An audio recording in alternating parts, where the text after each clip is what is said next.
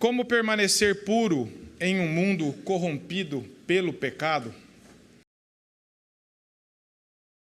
Eu não sei, nós precisamos ter duas convicções, duas certezas na nossa mente. A primeira é que nós, como cristãos, precisamos manter puro o nosso caminho. Isso não pode haver dúvida em nenhum de nós. Nós precisamos manter o nosso caminho puro. Eu digo não perfeito, mas puro. E a pureza vem também pelo arrependimento. Quando nós pecamos, Deus nos leva ao arrependimento. Então nós estamos caminhando nesse caminho de pureza. Então não pode haver dúvida: será que eu devo guardar puro o meu caminho? Será que Deus se agrada tanto com a santidade assim? Será que é um dever meu mesmo como cristão? Isso não pode haver dúvida em nós. A palavra de Deus é clara. E a segunda certeza é que nós vivemos num mundo corrompido pelo pecado, que despreza a pureza, que exalta a impureza, que promove a imoralidade de todas as formas. Então, nós estamos numa situação que, humanamente, estamos sem chances. Se formos olhar para as nossas forças, como que eu vou conseguir manter puro em meio a uma sociedade que tem exaltado a imoralidade e todo tipo de impureza? Só que nós devemos analisar isso debaixo da graça de Deus, do poder de Deus em nós. É Deus quem nos capacita a isso, é Deus quem nos move, é Deus quem faz a obra em nós e nos capacita a vivermos assim. Eu não posso ter dúvida com relação ao desejo e ao dever que todos nós cristãos temos com a pureza, e também não posso me iludir achando que é fácil. É fácil. É só fazer alguns hábitos, é só vir na igreja, é só ler de vez em quando, hábitos externos. Isso não sustenta a pureza de ninguém, porque quando Deus fala de pureza, Ele fala do coração. O externo nosso vai evidenciar uma fonte que está jorrando de dentro. Não adianta nada nós ficarmos preocupados com a vida de aparente santidade. Parecer santo, parecer puro, mas lá no coração Deus sabe se nós estamos amando o pecado, se nós estamos nos desejando com a imoralidade, se nós estamos tendo uma vida de impureza. É ali que Deus sabe. Talvez muitas pessoas podem achar que muitos de nós estejamos realmente buscando a pureza e vivendo em santidade. Mas Deus sabe do nosso coração. Todos nós sabemos o que é lutar contra o pecado. Se você é um cristão, você sabe, como eu, como é a luta contra o pecado, a tentação, de várias formas. Paulo descreve isso no capítulo 7 de Romanos: o bem que eu quero fazer eu não consigo, o mal que eu não quero, quando eu já vi, eu já fiz. Essa é a luta, nós temos essa luta dentro de nós, mas depois Paulo fala: graças a Deus pela vida de Cristo, e é assim que nós devemos continuar. Nós sabemos que tem dias que nós estamos aparentemente mais firmes com o Senhor, com a mente mais ligada nas coisas do alto, mais preocupada com isso. Outros dias estamos mais desanimados, mais abatidos, mais um pouco confusos. E nos afastamos um pouco da palavra de Deus, e esse é o grande perigo. O grande perigo é que nesses momentos de fraqueza que todos nós temos, ao invés de nós orarmos e nos agarrarmos mais à palavra, nós vamos abandonando a fonte de toda a pureza, a fonte de toda a capacidade que Deus nos dá, que é a palavra de Deus. Distrações desse mundo que nos querem fazer com que nós vivamos de forma iludida aqui com o pecado, com os prazeres carnais. Todos nós sabemos o que é lutar pela santidade.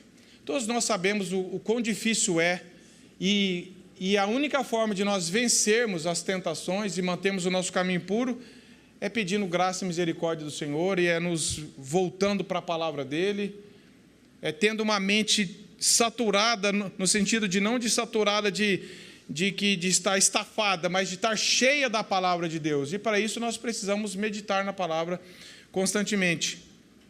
Por exemplo, 2 Coríntios 6, 18 e 19, a Bíblia diz que nós devemos honrar a Deus com o nosso corpo, nós devemos fugir da imoralidade, que nosso corpo é templo do Espírito Santo, que nós devemos honrar a Deus com todo o nosso corpo.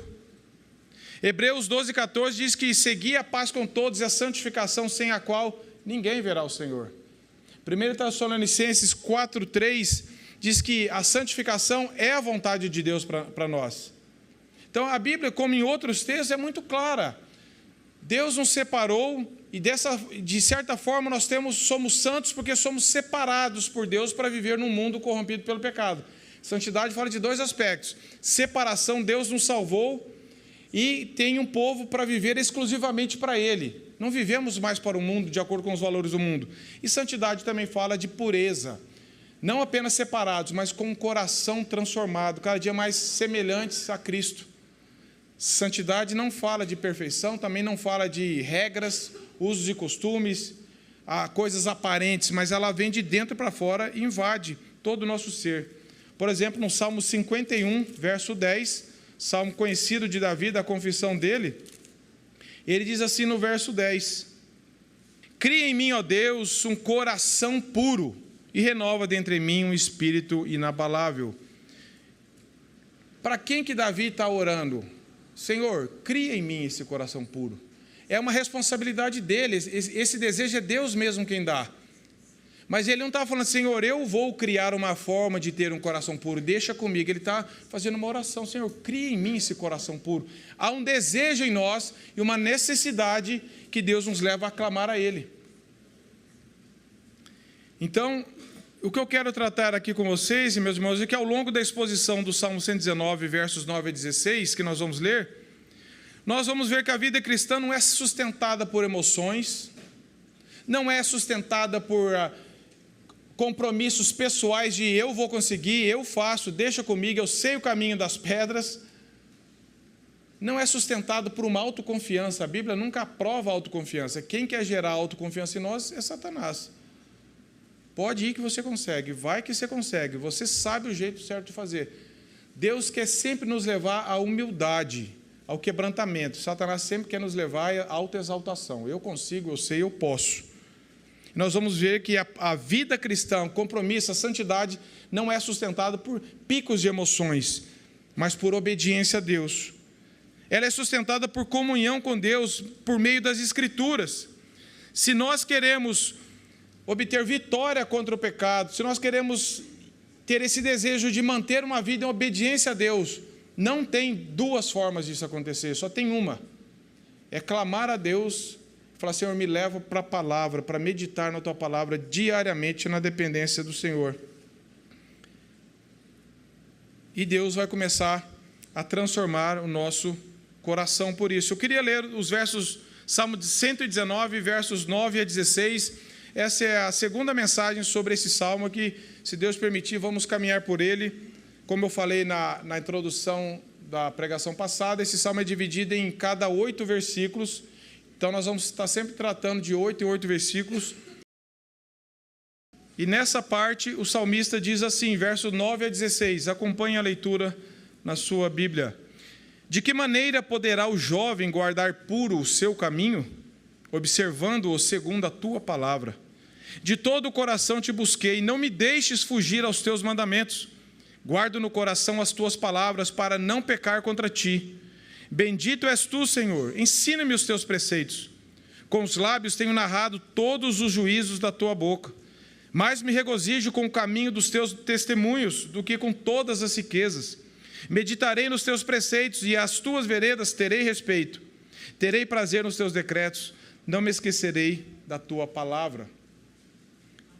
Meus irmãos, que passagem desafiadora, maravilhosa.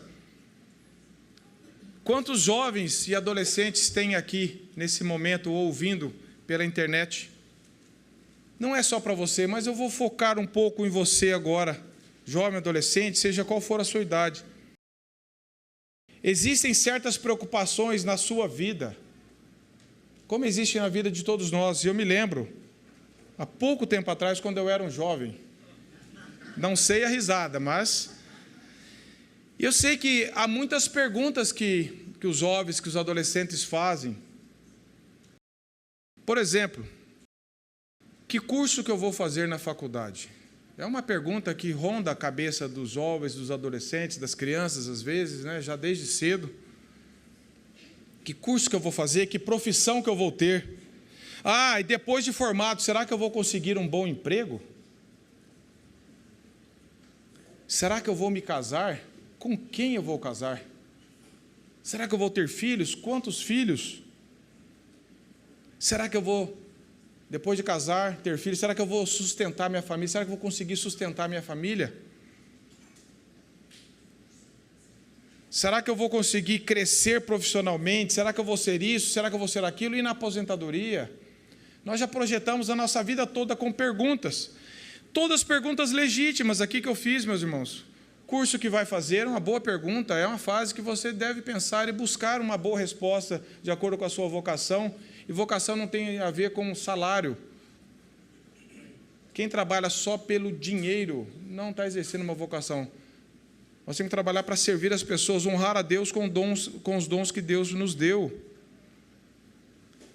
Mas são perguntas, Senhor, eu não quero fazer um curso que dá mais dinheiro. Eu quero fazer um curso que de acordo com os dons que o Senhor me deu, para servir as pessoas e também para ter uma fonte de renda, lógico. Casamento. Se você é jovem, criança e adolescente, se você está preocupado com um bom casamento, ótima pergunta você faz. Busque instruções nos seus pais, na palavra de Deus, para que Deus conceda, já comece a orar pelo seu cônjuge, futuro cônjuge, desde cedo. E também comece a se preparar como um cristão para ser também um bom marido, uma boa esposa. Sustentar a família, meus irmãos, isso aí acho que nós vamos morrer com essa pergunta. Será que eu vou conseguir sustentar minha família? Deus vai nos provendo, vai nos fazendo depender dele, mas são perguntas legítimas. Mas, será que algum de vocês aqui, jovem, adolescente, já se perguntaram essa pergunta do verso 9? Leia aí. De que maneira poderá o jovem guardar puro o seu caminho? Será que você já fez essa pergunta para você mesmo? Será que existe essa preocupação no seu coração de como jovem manter o seu caminho puro diante de Deus? Ou você só está preocupado com profissão, casamento, filhos, mesmo sendo coisas legítimas? Elas não devem ser a prioridade da nossa busca, do nosso compromisso com Deus.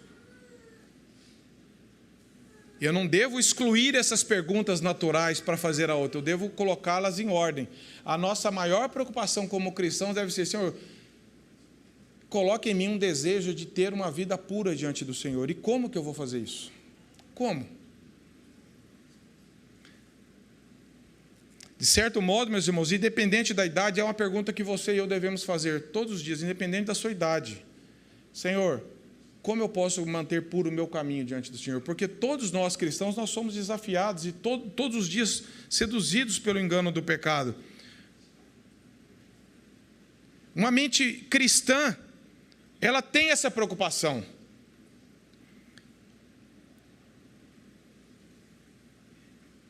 Paulo escrevendo a carta de 2 Timóteo 2:22, Paulo falando assim, foge das paixões da mocidade. E eu já falei aqui, eu gosto de usar essa referência. Sempre quando Deus fala para nós não fazermos alguma coisa, Ele fala para o que nós devemos fazer. Quando Ele fala para nós fugirmos para cá, Ele fala, foge para cá e corre para cá. E Paulo, nesse texto de 2 Timóteo 2:22, ele fala assim, foge das paixões da mocidade. Tudo bem, vou fugir. Como? Para onde? Com quem? Ele fala, segue a justiça, a fé e o amor com aqueles que de coração puro invocam o Senhor. Então, ele está falando, a fase da juventude, da adolescência, da mocidade, como todas as outras, ela é marcada por paixões fortes, seduções do coração. E nós não devemos dialogar com isso. Por isso que Paulo fala, foge. Se você estiver diante de um ladrão, de um cachorro bravo, de algum perigo, você não vai ficar dialogando, você vai querer fugir. Mas você deve fugir buscando refúgio em alguma coisa. Por isso que ele diz, especialmente, ele foge das paixões da mocidade. Agora, se você fugir e ficar só evitando, você vai ser pego de novo. Ele fala assim, segue a justiça, a fé e amor com aquele grupo de pessoas que também estão fugindo das paixões da mocidade e querem seguir a fé, o amor, a santidade e a vida com Deus. Você precisa estar inserido num corpo onde você vai ser protegido pela graça de Deus com pessoas que estão com o mesmo objetivo. Daí a importância do jovem, do adolescente, da criança e dos adultos, a vida da igreja. Como que nós vamos fugir das tentações se eu fico sozinho? Eu escapo aqui, eu caio ali. Eu corro para cá, eu caio ali. Eu preciso de pessoas para me ajudarem.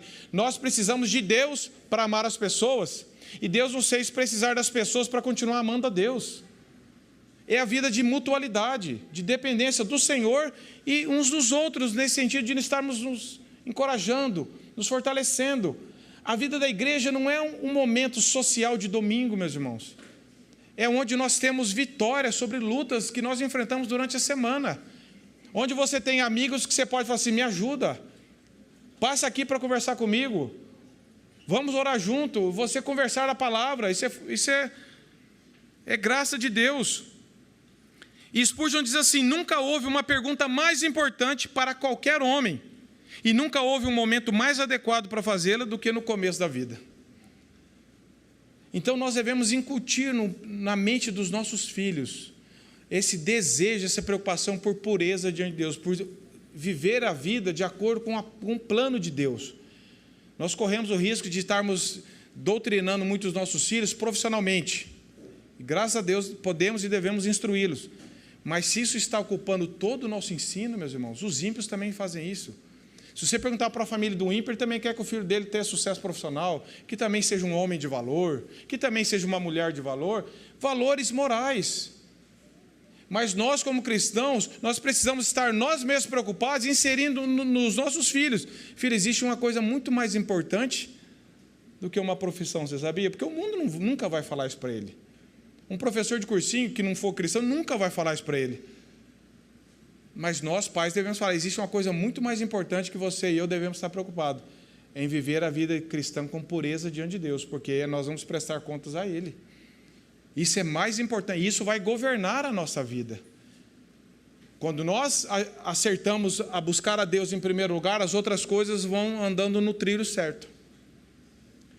E aquele velho exemplo, se eu errar esse primeiro botão aqui da camisa, todos os outros vão estar errados. Não adianta eu tentar consertar o terceiro no segundo, vai ficar fora. Então nós devemos colocar esse desejo, orar pelos nossos filhos sobre isso. Eclesiastes 1:9, Salomão lá fala, alegre jovem na tua mocidade, recreie teu coração, mas saiba que Deus vai pedir conta da sua vida. O jovem não deve ser velho, no sentido de querer ter uma vida fora da idade dele. Ele tem as felicidades, as coisas que ele se diverte na idade dele, mas sempre com pureza, com temor diante de Deus, porque ele também vai prestar conta diante de Deus da vida dele. O jovem não tem imunidade por ser jovem, eu sou jovem, então posso fazer o que eu quiser. Não, nós não temos. E por isso que lá no capítulo 12 de Eclesiastes, verso 1, ele já começa falando assim, lembra-te do teu Criador nos dias da tua mocidade. E é um grande privilégio aqueles que foram pela graça de Deus sendo criados e educados desde cedo no caminho do Senhor. Então essa é uma pergunta que nós devemos fazer, porque Deus não nos criou para a impureza, meus irmãos. Deus não nos salvou para continuar na impureza, há um desejo de preocupação. E essa pergunta é tão importante, meus irmãos, que o próprio salmista, a própria palavra de Deus responde. Porque se eu perguntar assim, como alguém pode se manter puro? Cada um de nós vai dar uma resposta. Eu acho que é indo para a igreja. Eu acho que é isso. Eu acho que é aquilo. Eu acho que é tendo alguns hábitos. A gente costuma se agarrar sempre em coisas externas. Aí o texto mesmo responde. Ele diz assim, de que maneira poderá o jovem guardar puro o seu caminho? Ele responde, no mesmo versículo ali, o verso 9, observando segundo a tua palavra. Não tem jeito de nenhum de nós, seja criança, a idade que for, manter o caminho puro se afastar da palavra de Deus. Não tem chance para nós, meus irmãos. Se nós nos afastarmos da meditação da palavra de Deus, e observar aqui, não é ficar, nossa, que legal, a palavra de Deus é boa. É observar a distância, com descuido. Não, é observar aqui no sentido de ter aquilo diante dos seus olhos, e você fala assim, é para lá que eu vou. Como se você tivesse caído em alto mar, de madrugada, e você achasse uma luzinha só acesa lá longe, como uma referência sua. Como que seria observar essa luz para você atrás dela? Se eu ia olhar ela a cada 2 horas, você ia manter aquela luz diante de você e falar assim, eu devo ir por ali, eu devo ir por ali. Esse mundo está em trevas, meus irmãos. E observar a palavra de Deus é você ter ela diante dos seus olhos todos os dias, meditar nela. Senhor, eu devo viver desse jeito, tem misericórdia de mim. Eu não consigo, mas pelo Senhor eu sou capacitado. Se eu fechar a palavra, eu começo a criar meios próprios de chegar nesse destino. E eu não vou chegar. Eu vou cair para o legalismo, para a libertinagem. para a hipocrisia. Eu vou criar meios que não condiz com a palavra de Deus. Então, a única forma de nós andarmos nesse caminho é observarmos a palavra de Deus. Observava de coração. Spurgeon diz assim: você deve vigiar a sua vida diária, assim como estudar a Bíblia. Vigiar a sua vida e estudar a Bíblia. E deve estudar a Bíblia para que você possa vigiar a sua vida diária. Vigie a sua vida e medite na Bíblia. Continua meditando na Bíblia para ela te capacitar a vigiar na sua vida. E ele diz assim: o caminho estreito, meus irmãos, o caminho da santidade, jamais é alcançado por acaso. Nem qualquer homem insensato pode levar uma vida santa. Nós podemos pecar sem pensar. Nós somente precisamos negligenciar a grande salvação e arruinar as nossas almas. Mas obedecer ao Senhor e andar honestamente precisará de todo o nosso coração, alma e mente. Que o descuidado se lembre disso. Ou seja, se você e eu nos afastarmos da Bíblia, meus irmãos, a gente vai viver uma vida impura, longe do Senhor. Mas se nós nos voltarmos para a palavra de Deus, Ele vai nos capacitar a viver de acordo com a vontade do Senhor. As Escrituras nos ensinam. John Flávio, um dos puritanos, diz assim: as Escrituras nos ensinam o melhor modo de viver. Preste atenção, as Escrituras nos ensinam o melhor modo de viver, o modo mais nobre de sofrer e o modo mais confortável de morrer. Ela nos ensina a viver para a glória de Deus em santidade. Ela nos ensina a forma mais nobre de sofrer pelo nome de Cristo, pela causa de Cristo. E a forma mais confortável de morrer em Cristo, indo para a eternidade. Tudo isso a palavra de Deus nos ensina. E se eu me afasto dela, meus irmãos, o que vai sobrar? Qual chance eu e você temos de manter o nosso caminho puro, ou dos seus filhos, dos meus filhos manterem um caminho puro? Se nós não lemos a Bíblia com eles, e nós falhamos nisso, eu falho nisso, eu creio que você também falha. Mas nós precisamos voltar para o Senhor, incentivá-los também, por iniciativa própria, olhar, incentivá-los, não naquela cobrança legalista, mas incentivá-los em amor e exortá-los a ler a palavra. Cuide das amizades dos seus filhos. Um filho com más amizades não consegue manter um caminho puro. O filho que tem costume de ficar vendo internet o que quer, dormir a hora que quer, ver televisão a hora que quer, não vai manter o caminho dele puro. Quando o coração está encharcado pela palavra, Deus vai nos tirando esses desejos que nós sabemos que atrapalham a nossa vida. Finalizando essa primeira parte, de que maneira podemos guardar puro o nosso caminho? Não é força de vontade minha, não adianta você e eu batermos no peito. Embora Deus mude a nossa vontade, Deus que nos dá uma nova vontade, mas ela não está em meu poder, está na minha dependência de Deus. Não é apenas mais disciplina. De agora em diante eu vou ler 3 horas a Bíblia, confia em mim. Senhor, eu não estou conseguindo ler nem 5 minutos, mas eu preciso ler, Senhor. Me dê graça, me dê força, e eu vou me esforçar nesse sentido para obedecer ao Senhor. E eu sei que esse esforço é graça tua, porque senão eu nem me esforçaria. Mas, Senhor, eu quero ter um compromisso diante do Senhor de ler, eu preciso ler a Tua palavra, me ajuda nisso, Senhor. E também não é apenas mais regras, é comunhão com Deus. João 17:17, o que diz lá? Santifica-os na verdade. A Tua palavra, não tem jeito de santificação fora da palavra, meus irmãos. Santifica-os na verdade. Tá, mas o que é verdade? A Tua palavra é verdade. Como que eu vou ser santificado? Na palavra. Não tem jeito de eu me afastar da palavra de Deus e querer, Senhor, santifica a minha vida, eu preciso.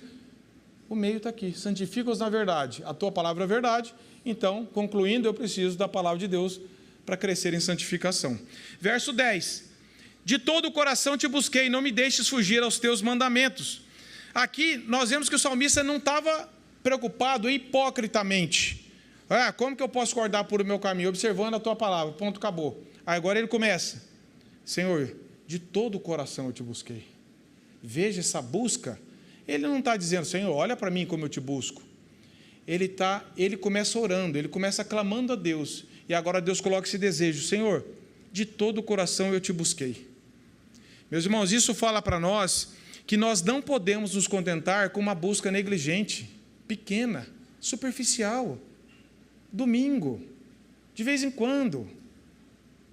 É uma busca tão superficial. Eu já busquei a Deus quando é o domingo. Eu fui no grupo caseiro. Eu leio ali uma frase, uma vez. Meus irmãos, que busca é essa de algo que nós clamamos de ser tão importante para nós, que nós buscamos tão pouco? Aquilo que nós julgamos tão importante, nós buscamos isso. Nós buscamos isso.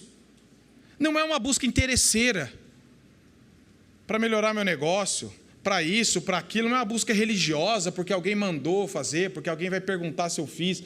É uma busca de todo o coração, que Deus colocou uma vontade. Senhor, eu preciso disso. E essa vontade, meus irmãos, é Deus quem concede. Naturalmente nós não temos. Nós buscamos qualquer coisa nossas. Os nossos sonhos, nossos planos, nós buscamos. Mas a Deus ninguém busca, se Deus mesmo não colocar esse desejo. Nós precisamos clamar a isso. A busca que Deus fala é sempre de coração. Olha o verso 2 do Salmo 119. Nós já tratamos disso. Bem-aventurados que guardam suas prescrições e o buscam de todo o coração. Veja como o salmista fala. Depois no verso 7, é isso que nós lemos. No estudo passado, render-te-ei graças com integridade de coração. Um coração que busca Deus. Depois no verso 10, que é o que nós lemos. De todo o coração. E tem outros textos, meus irmãos, que eu não anotei, só do Salmo 119, que ele fala da busca dele de coração. Provérbios 3, verso 5, Salomão lhe fala, confie no Senhor de todo o teu coração. O que Deus quer, meus irmãos, é uma integridade. Não é assim, eu também estou buscando a Deus um pouquinho ali, eu também tenho um pouquinho. Deus quer nos levar a buscar Ele de todo o coração, como se fosse a coisa mais importante. O modo mais seguro de purificar o nosso caminho é buscar o próprio Deus, meus irmãos. Veja, ele está falando de pureza de coração, e agora ele está falando assim, de todo o coração te busquei. Deus, ele não está preocupado em regras, ele não está preocupado em formas, em métodos, ele está preocupado com Deus. Então, quando nós queremos crescer em santidade, eu devo buscar a quem? Métodos, regras, usos e costumes, tradições. Do meu jeito, eu tenho que buscar a Deus. De todo o coração te busquei. Para quê? Porque eu quero guardar puro o meu caminho. Não tem como nós guardarmos puro o nosso caminho diante de Deus se eu não buscar o próprio Deus. Não tem jeito. Olha o que Spurgeon diz. O homem de Deus se esforça, mas não confia em si mesmo. O seu coração está no seu andar com Deus, mas ele sabe que nem mesmo toda a sua força é suficiente para conservá-lo reto, a menos que o seu rei, que é Deus, seja o seu protetor, e aquele que fez os mandamentos o torne constante na obediência a ele. Daí a oração, não me deixes fugir aos seus mandamentos. Olha aqui que o salmista diz, de todo o coração te busquei. E aí, o que ele completa? Orando, não me deixes fugir aos seus mandamentos. Não tem confiança própria aqui, meus irmãos. Ele está falando, Senhor, eu estou te buscando, Senhor, mas não deixe que eu me afaste do Senhor. Se ele confiasse nele, o que ele ia falar assim? Senhor, de todo o coração te busquei, fica tranquilo que eu não vou me afastar. Mas ele fala, Senhor, não me deixe, Senhor, não permita que eu o faça, porque ele sabe da fraqueza dele. Você sabe da sua fraqueza? Será que eu sei da minha? Será que eu sei que nós nos afastamos fácil e por pouca coisa, como uma criança num parque de diversão se distrai com tudo? Esse mundo está querendo roubar a nossa atenção, distraindo-nos com coisas, para nós nos afastarmos do Senhor. Será que nós temos tido esse desejo de buscarmos ao Senhor de todo o coração? E buscar a Deus, meus irmãos, é buscar na palavra uma comunhão, um relacionamento com alguém que é vivo. Se nós estamos nos contentando com domingo, com reunião na casa, com aqui e ali, nós não estamos buscando a Deus de todo o coração. Aliás, nessa vida nós nunca vamos conseguir plenamente, mas esse desejo, Senhor, eu quero te buscar cada dia mais com integridade. Porque, como que Jesus resumiu os mandamentos aí em Mateus 22, 37? Amarás o Senhor teu Deus, mais ou menos, de todo o teu coração, com todo o teu entendimento, com toda a tua força. Não tem divisão, por isso que o Salmo começa, bem-aventurados e irrepreensíveis. O Salmo fala de integridade, Deus quer todo o nosso coração. Não quer parte dele, não quer também um pouquinho, não quer concorrência. E aí ele ora, não me deixes fugir dos teus mandamentos, Senhor, porque por mim mesmo eu fujo facilmente daqui. Por mim mesmo eu me afasto. Por mim mesmo eu vou negociando, eu vou me afastando, eu vou tornando frio. Eu vou, às vezes, as coisas do mundo vão sufocando o meu coração e eu vou fugindo aos poucos. Nem sempre, meus irmãos, a nossa queda é uma queda livre, assim, numa cachoeira. A gente vai se afastando, esfriando. começa a entrar mundanismo no coração, subjetividade. Não, depois eu vou. Não, é uma fase da minha vida que eu preciso resolver, que depois eu volto para o Senhor. É um momento. A gente vai se sabotando, né? Quando vê, eu estou lá em alto mar, à deriva da vontade de Deus, da palavra de Deus, totalmente preso ao mundanismo. Por isso que nós devemos buscar e orar. Não existe vida santa fora do temor e da busca da palavra de Deus, na dependência. A maior proteção contra o pecado não é o medo da punição, mas é o amor por Deus. O inferno existe, Jesus fala dele. Mas o salmista, no Salmo 73, verso 25, Asaf fala assim: ainda que não tivesse o inferno, eu te temeria. Meus irmãos, se o amor de Deus não cativar o meu e o seu coração na cruz, não é o medo do inferno que vai nos levar para a santidade. Não vai. Porque o medo passa.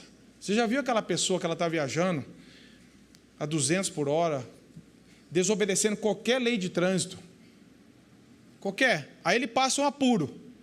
Quase bate num caminhão, quase o pneu estoura, ele consegue colocar o carro em controle. Se você perguntar na hora ali para ele, ou nos próximos minutos, ele fala: rapaz, nunca mais vou correr. Nossa, nunca mais vou correr. Que besteira que eu fiz. Vai viajar com ele daqui 2 dias. E é assim a nossa vida. Quando a gente passa um susto, a gente fala assim: não, eu não vou. Mas se não for por amor a Deus, se o amor de Deus não cultivar, não cativar o nosso coração, daqui 2 dias nós vamos voltar para o pecado de novo. Daqui um dia nós vamos começar a viver para o mundo de novo. Daqui um dia eu estou totalmente preocupado só com as minhas coisas. E não estou mais meditando a palavra de Deus. A vida da igreja para mim eu vou quando dá. Eu vou me afastando de tudo. Por isso que nós devemos orar: Senhor, não me deixes fugir dos teus mandamentos. Me mantenha perto de ti, Senhor. E Deus já fez essa promessa. Em Jeremias ele diz assim: eu porei o meu temor no seu coração para que vocês não se afastem de mim. Deus coloca um temor no coração dos cristãos para que nós não nos afastemos dele. E quando nós estivermos nos afastando, esse temor vai nos levar a clamar: Senhor, me atrai de novo para perto do Senhor. Então, essa é um outro desejo. Você também e eu também precisamos ensinar os nossos filhos ao temor do Senhor. O que é temor a Deus? É reverência. Você vive na presença de Deus. Você pode esconder de todo mundo, mas de Deus você não esconde. Deus é o juiz, Deus sabe o teu coração. Deus te ama. Deus nos corrige.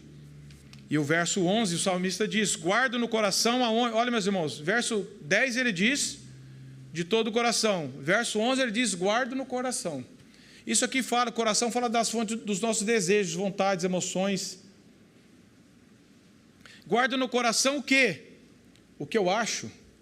Guarda no coração conceitos que eu ouvi falar por aí.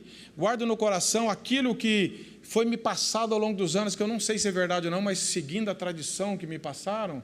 Ou guarda no coração o que eu acho importante. Não, meu irmão, guarda no coração o que é as tuas palavras.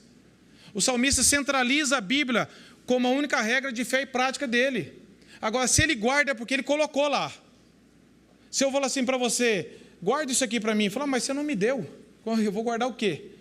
Então, por isso que ele diz: eu busco a palavra, eu leio a palavra e agora oro: Senhor, eu quero guardar essa palavra no coração, porque senão ela sai. As preocupações do mundo vêm e sufocam, as distrações. Senhor, mas me ensina a guardar essa palavra no coração. Sim, a palavra passa pela mente, nós lemos, a Bíblia diz que nós devemos ser transformados pela renovação da nossa mente, mas não um cristianismo intelectual apenas, de saber: eu sei tudo que você está falando, eu sei esse versículo, eu sei isso aqui. Tá, mas se ela não foi para o nosso coração, no sentido de nos ganhar, de nos transformar as nossas vontades, afetos, eu sei, mas vou continuar errado. Eu sei que você está falando, mas quero andar por aqui. Agora, quando a palavra de Deus passa pela mente e vai transformando e muda a minha vontade, eu começo a desejar aquilo que eu sei. Senão você pode saber um monte de coisa e está vivendo errado. Você conhece gente que sabe um monte de coisa da Bíblia e vive errado? Porque a verdade não ganhou a vontade dele, não mudou a vontade dele. E nós devemos: Senhor, eu quero guardar a tua palavra no meu coração. É um versículo tão curto, mas tão profundo, meus irmãos. O salmista faz uso correto da palavra, ele não lia a Bíblia pensando nos outros. Um grande erro que nós fazemos é eu querer tomar um remédio para fazer efeito no outro. Existe isso. Uma pessoa que você ama, está com dor de cabeça, fala que eu vou tomar um remédio para dor de cabeça para você melhorar, não tem jeito. eu ler a Bíblia para querer aplicar na vida do outro. Eu posso orar, Senhor, aplica essa verdade também na vida das pessoas. Mas, Senhor, sou eu primeiro necessitar dela.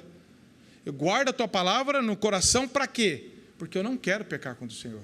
Não é assim, eu quero crescer intelectualmente, eu quero ganhar uma discussão teológica, eu quero isso, eu quero aquilo. Meus irmãos, o maior objetivo de um cristão é não pecar contra Deus.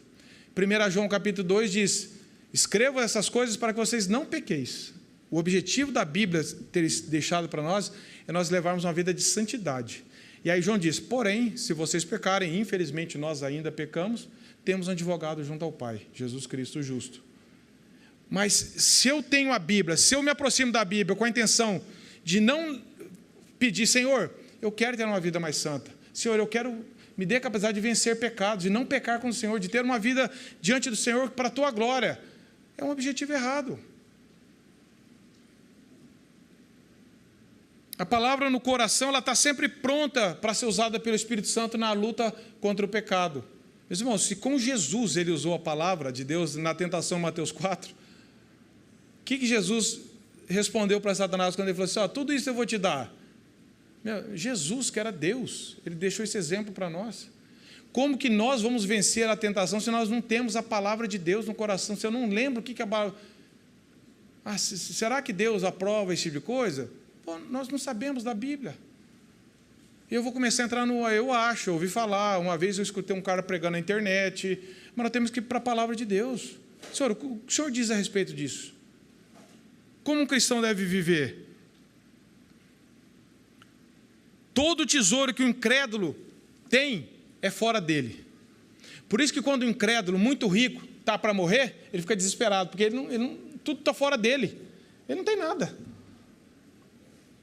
Ele vai morrer pobre, porque ele não vai levar nada. Meu pai brincava, o caixão não tem gaveta, ele não vai levar nada. Agora, o valor, o maior tesouro que um cristão tem é o quê? É um coração transformado, meus irmãos. Isso ninguém tira. Por isso que Paulo fala em Romanos: nada pode nos separar do amor de Deus. Nós podemos passar por várias situações, mas nada pode roubar o maior tesouro que nós temos, que é a pessoa de Cristo. Amém. E nós devemos cultivar isso. Esse desejo de não pecar contra o próprio Deus. Calvino diz assim: guardar aqui significa que Davi não estudou por ter ambição de estabelecer-se e fazer demonstração gloriosa diante dos homens, mas para que tivesse Deus como testemunho desse desejo secreto que morava no coração dele. Como tem pessoas que usam o evangelho para exibir, para manipular os outros, para dar golpe nas pessoas, de teologia da prosperidade, de autoajuda, para querer manipular, para querer se engrandecer. O nosso objetivo, pela graça de Deus, tem que ser: Senhor, eu não quero pecar contra o Senhor, eu quero ter uma vida de santidade.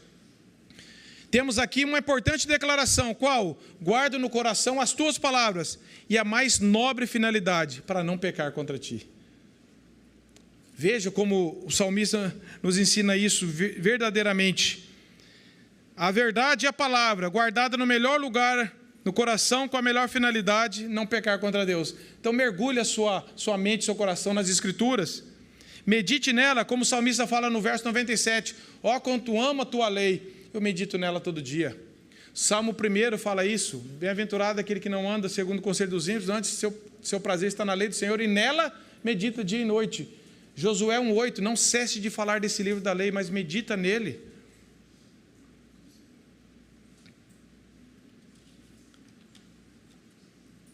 Verso 12, o que um coração cheio da palavra de Deus, com desejo de pureza, que está guardando no coração a palavra para não pecar, o que vai acontecer nesse coração? Vai bendizer a Deus. Verso 12, bendito és tu, Senhor. Da onde que nasce esse louvor a Deus? Senão de um coração que está cheio da palavra dele, que está preocupado com a glória de Deus, de uma vida de santidade. Veja que não é uma busca legalista, porque o legalista não bendiz a Deus, ele bendiz a si mesmo. O que confia nele, ele vai falar assim: tá vendo? Eu não faço. Ele está sempre se auto-bendizendo. O cristão, ele bendiz ao Senhor, porque ele sabe que isso aqui é graça de Deus na vida dele. Ele não busca glória para ele, ele não busca comparação, ele não fica falando: eu consigo, você não consegue, eu consigo mais que você. Ele está bendizendo a Deus, porque ele fala: Senhor, isso é graça do Senhor. A palavra de Deus, não apenas na mente, mas quando ela toma todo o nosso ser, ela não nos torna arrogantes, justiça própria, críticos e nem cobradores dos outros. Ela nos leva a ser adoradores de Deus. Se eu vejo que tem algum irmão que está falhando nisso, ao invés de eu criticar, ao invés de eu falar, está vendo, não consegue.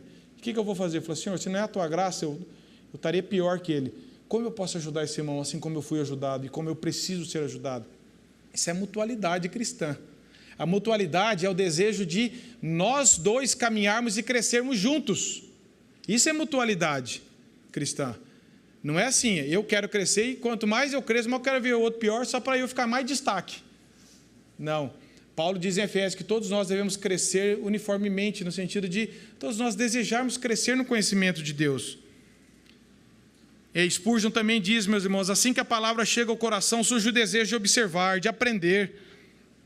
Porque o salmista diz, ensina-me os teus preceitos. Bendito és tu, Senhor, mas eu não estou contente com tanto que eu já sei. Eu falo, eu já sei, já está bom. Ele está falando, Senhor, ensina-me os teus preceitos. Você fala assim, mas será que ele já não sabia alguma coisa? Sabia. Mas ser discípulo de Jesus, meus irmãos, é estar constantemente aprendendo dele. A Bíblia diz que a vida eterna é conhecer a Deus. E como que eu e você vamos nos acomodar com um conhecimento tão pequeno que ainda nós temos de Deus ainda? Já está bom, já está bom. Mas eu quero ver se algum de nós, nos seus objetivos de vestibular, jovem, de profissionais, seja em que área fosse, você falar, já está bom. Nós estamos sempre buscando uma qualificação maior profissional, então, faz curso para cá, faz curso para lá, beleza. Agora, se isso está sufocando e está priorizando, nós devemos estar muito mais desejosos de, Senhor, ensine-me mais da tua palavra. Eu sou tão pequeno, eu preciso aprender tanto. Esse desejo, ele está constantemente, veja o verso 26 do Salmo. Olha só, desse mesmo Salmo, verso 26, o que o salmista diz? Eu te expus os meus caminhos e tu me valeste, ensina-me os teus decretos. O salmista falando, ensina-me os teus decretos. Verso 33, ensina-me, Senhor, o caminho dos teus decretos e eu o seguirei até o fim. 66, ensina-me o bom juízo e conhecimento, pois creio nos teus mandamentos. E o 68, tu és bom e fazes o bem, ensina-me os teus decretos. Veja um coração do salmista de ser aprendente, está sempre aprendendo de Deus. Todos nós estamos na escola do aprendizado, da obediência de Deus. Nós nunca podemos falar, já está bom, já sei. O coração que está cheio da palavra de Deus, ele está cada vez mais consciente da sua pequenez e da sua necessidade de Cristo. É isso que acontece. Nunca leia a Bíblia achando que já sabe. Essa história eu já sei. Meus irmãos, se eu trouxesse o texto aqui de João 3,16 para pregar, quantos de nós vão falar assim, mas João 3,16? Qualquer um sabe disso. Qualquer um sabe que está escrito João 3,16, porque Deus ama. A gente até repete assim, de uma forma quase que meio desprezível, né? Mas quando a gente lê, a gente fala assim, porque Deus amou o mundo. Por que Deus amou o mundo? Porque Ele quis amar, meus irmãos. E o amor dele foi que Ele deu o seu único filho, para que todo aquele que nele crê, como que alguém pode crer? Pela graça de Deus. Para que todo que nele crê não pereça eternamente. Aí você começa a falar, Senhor, que profundidade esse versículo que eu sei há tantos anos, e estou repetindo ele. Então, nunca despreze a palavra de Deus, porque ela é sempre nova, ela é sempre viva, ela é sempre eficaz. Ore antes de abrir as Escrituras. Senhor, me dê sabedoria, como o salmista diz no verso 18, desvenda os meus olhos para que eu contemple as maravilhas da tua lei. Não deixe eu ler por rotina, não deixe eu ler achando que eu já sei, não deixe eu ler por nenhum outro objetivo. Tenha um espírito ensinável, peça para Deus, eu também, Senhor, me dê um coração ensinável. E o verso 13, ele diz, com os lábios tenho narrado os juízos da tua boca. Meus irmãos, um coração que aprende de Deus, ele fala de Deus. Um coração que está cheio do amor de Deus, da palavra de Deus, um coração que está saturado pela palavra, não fica só para ele. Ele guardou a palavra de Deus no coração, para a edificação dele, porque ele viu a necessidade dele. E agora ele diz, bendito és tu, ele louva a Deus, e no verso 13 ele fala, com os lábios eu tenho narrado todos os juízos da tua boca, porque a boca fala do quê? E a palavra de Deus estava onde? No coração dele, então não tem jeito dele não falar. Meus irmãos, é triste quando a gente fala assim, nossa, faz 1 ano que eu não falo de Jesus, eu preciso falar. Isso aí já é método. Nossa, preciso falar. Meus irmãos, faz 1 ano que você não fala de alguma coisa que você gosta para alguém? Faz 1 ano que eu não falo para alguém de alguma coisa que eu gosto, que eu dou valor? Não faz. Quando nós estamos com o coração correto diante de Deus, a boca vai falar, meus irmãos. E vai falar de um jeito certo, não é cobrança, não é jogar na cara, não é... Mas vai falar assim, eu quero falar do que Deus fez na minha vida, eu quero falar de todo o juízo de Deus. Eu quero narrar os juízos de Deus, eu quero falar, narrar, eu vou falar do que Deus fez na minha vida, do que Deus é, porque isso está dentro de mim. Não tem como eu não falar. Claro que eu não vou falar de qualquer jeito, porque a Bíblia nos ensina a falar com graça, misericórdia, com compaixão, mas falar. Não apenas falar em momentos formais. Você fala nos seus relacionamentos, primeiro na sua casa, para os seus filhos, entre o casal. Isso acontece, isso fala, não precisa ficar marcando dia e hora. O assunto surge, a boca vai falar, tudo está ligado com a palavra. É uma cosmovisão cristã. Você vê o mundo de acordo com a palavra de Deus, então tudo você fala, será que a Bíblia diz isso? Ou você está lendo a palavra, você compartilha, você fala isso nos seus relacionamentos, você fala isso no seu trabalho, você vai narrar os juízos de Deus, porque você quer compartilhar o que Deus fez, como Noé, que era um pregador da justiça. Você fala, o povo não quer ouvir, tudo bem, Senhor, me dê oportunidade para falar, na hora certa, é Deus quem vai agir. O salmista não está falando, eu vou converter as pessoas, ele falou, eu vou falar. É Deus quem converte, mas o nosso dever é, eu vou falar das suas maravilhas. Compartilhe o Evangelho dentro da sua casa, fora da sua casa, sempre que possível, em amor, com graça, com sabedoria. Use as redes sociais para falar disso também. Verso 14, mais me regozijo com o caminho dos teus testemunhos, do que com todas as riquezas. Davi sabia o que era ser rico. Esse salmo supostamente a gente interpreta sendo de Davi, ele sabia o que era ser rico. Ele era um rei. Mas ele diz, o que me alegra o coração não são as riquezas. Meus irmãos, Deus não é contra as riquezas, nós sabemos disso. Deus permite que muitos cristãos tenham bons recursos financeiros para não viverem para si mesmos, para ajudar na igreja, para socorrer as pessoas. Paulo fala em Efésios, com a nova vida lá. Quem rouba, não roube mais, antes trabalhe para sustentar e para socorrer aqueles que precisam. O mundo sim vai falar para você, guarda, deposita, junta, só para você. Mas a palavra de Deus fala assim, você pode usar para a sua família, mas você deve fazer isso também para o reino de Deus, para a igreja, para outras pessoas, para servir, para ser útil. Porque senão você não está se regozijando mais nos caminhos de Deus, você está regozijando mais no dinheiro. E aqui o salmista diz, sim, dinheiro pode trazer facilidade, mas nunca felicidade. Ele pode tornar a vida mais fácil, mas nunca mais feliz. E o salmista diz, a alegria, o prazer, a satisfação, a segurança minha não vem da riqueza. Eu me alegro com os teus testemunhos, muito mais do que das riquezas. Por isso que nós olhamos para Paulo e falamos assim, Paulo diz, eu aprendi a ser contente em toda situação, tendo ou não tendo. Paulo não falou assim, é pecado ter, ele não fala. Ele também não fala que é pecado não ter, ele fala assim, Deus permite, mas a minha alegria está em Deus, então eu não dependo destas coisas. Eu me regozijo muito mais no Senhor, a ponto de Deus tirar as riquezas, e Paulo falou assim, para mim a vida continua a mesma coisa, porque ninguém pode tirar Deus da minha vida. O mundo sim caminha em busca de sustento, segurança, felicidade no dinheiro, mas nós cristãos temos que pedir misericórdia, porque nós somos tentados a isso também, ou não? Sim.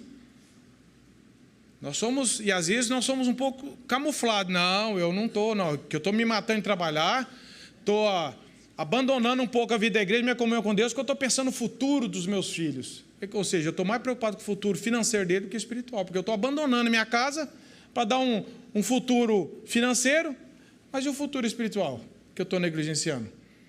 Então, que o Senhor nos traga equilíbrio. Trabalhe, se Deus permite que você tenha, amém, use com sabedoria, use para o reino de Deus, mas que o nosso coração se alegre realmente na palavra de Deus. E o salmista, eu vou trazer aos poucos, durante esses estudos, uma coisa que me impacta nesse salmo, meus irmãos, especialmente, é o tanto que o salmista tem prazer na palavra de Deus. Anotei alguns versículos aqui, se você quiser anotar. O verso 24 diz assim: com efeito, os teus testemunhos são o meu prazer, são os meus conselheiros. Davi não tinha, ou o salmista não tinha a palavra de Deus, como assim, é bom, mas é ruim. Sabe aquele remédio que é bom, mas se desse para não tomar, não tomava? Não, Davi está falando assim, além de ser a palavra de Deus, eu tenho prazer nela, Deus que concede isso a nós. Verso 35, ele diz assim: guia-me pela vereda dos teus mandamentos, pois nela me compraz, ou seja, tenho prazer.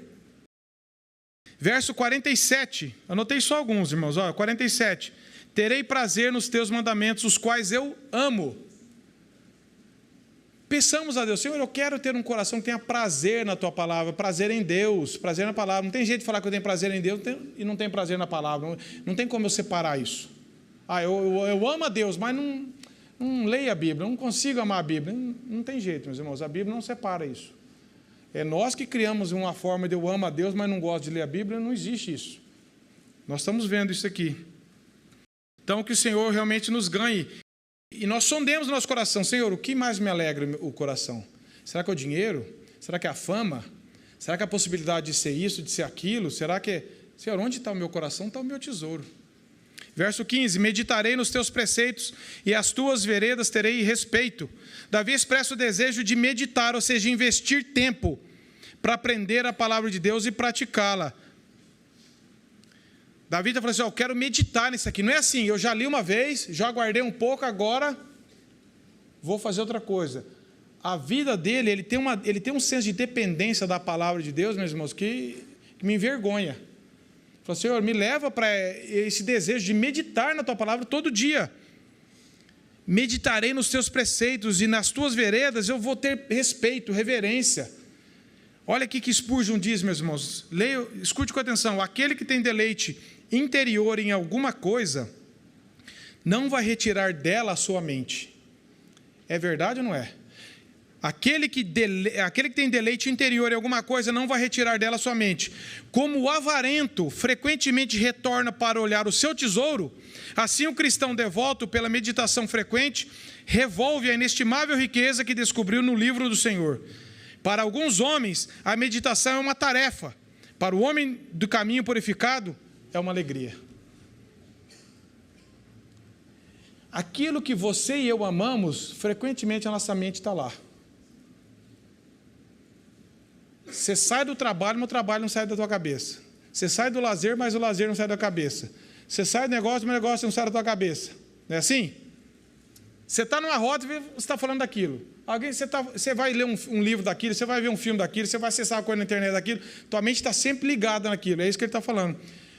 A minha mente ama o Senhor, ela está sempre voltada para a palavra, para as coisas de Deus. Isso não vai tornar ninguém negligente e ocioso na vida, não é isso. Ela vai corrigir as ordens. Você vai fazer tudo com a mente cristã. Você vai trabalhar para a glória de Deus, não para homens. Você vai procurar seu melhor profissional, mas não porque você quer glória, porque a palavra de Deus está determinando o que você faz e como você faz e para quem você faz, e eu também. Então, é reverência. Porque Thomas Watson, meus irmãos, ele diz assim, o objetivo do estudo é o conhecimento. O propósito da meditação é a piedade. Os dois andam juntos. O propósito do estudo é a descoberta de uma verdade. O propósito da meditação é o aperfeiçoamento espiritual de uma verdade. Olha só, o estudo procura a mina de ouro. A meditação escava e extrai o ouro dessa mina. Por isso que estudo e meditação. Você estuda e você fala, Senhor, eu aprendi isso aqui pela tua graça, agora transforma isso aqui na minha vida. O que isso aqui precisa me corrigir? Ocupa tempo com aquilo ali. Senhor, olha essa verdade, Senhor, eu não posso sair dela agora. Eu não posso simplesmente fechar a Bíblia e tá bom. Isso é uma verdade eterna. Eu preciso ser transformado isso aqui. O conhecimento fala assim, o ouro está aqui. A meditação, você extrai o ouro, fala, Senhor, isso aqui tem que ser meu. Isso aqui tem que ser uma realidade na minha vida. A meditação produz reverência, transformação, perseverança. Não me esquecerei da tua palavra. O verso 16 ele termina dizendo.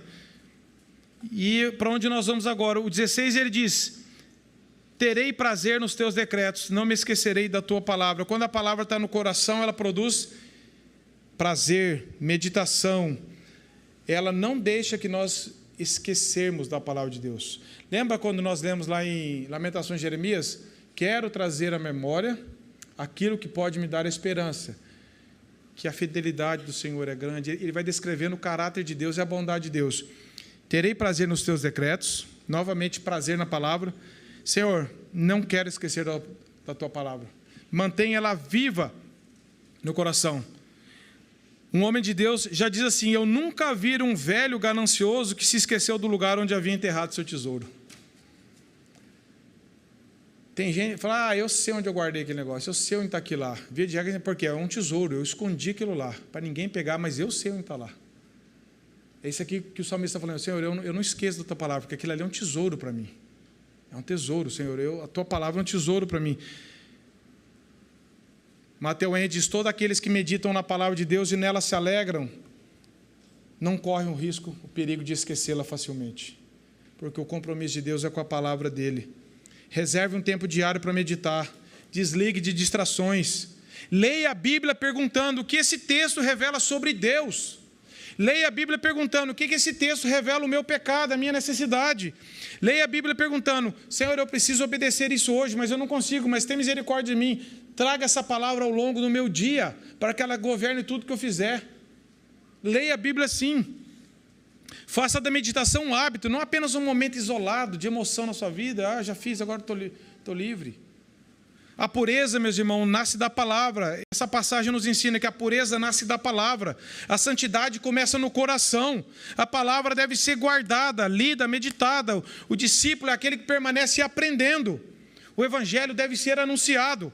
O prazer do crente está em Deus e a meditação conduz-nos à obediência. A igreja cristã deve ser formada por cada um de nós assim. Ao invés de eu falar: será que o outro está sendo? Fala: Senhor, tem misericórdia de mim que eu não estou sendo. Me leve a ter uma vida assim, a amar a tua palavra e a ter prazer nela.